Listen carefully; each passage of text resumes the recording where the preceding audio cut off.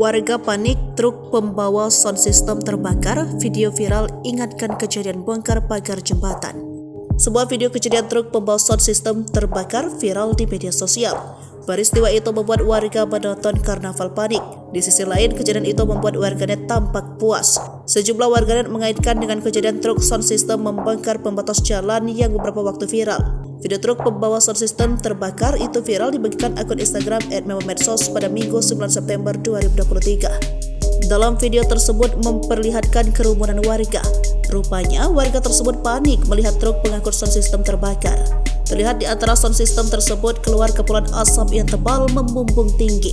Terdengar teriakan warga panik melihat kejadian tersebut. Ada sejumlah warga yang membantu mencoba memadamkan asap yang keluar tersebut. Terlihat beberapa pria nekat masuk ke dalam kepulan asap di sela-sela sound system tersebut berusaha mencari tahu sumbernya.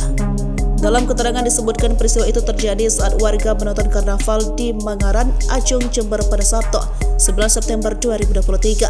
Warga yang menonton karnaval panik setelah truk yang membawa sound system terbakar. Kini peristiwa truk pengangkut sound system itu terbakar menjadi sorotan warganet.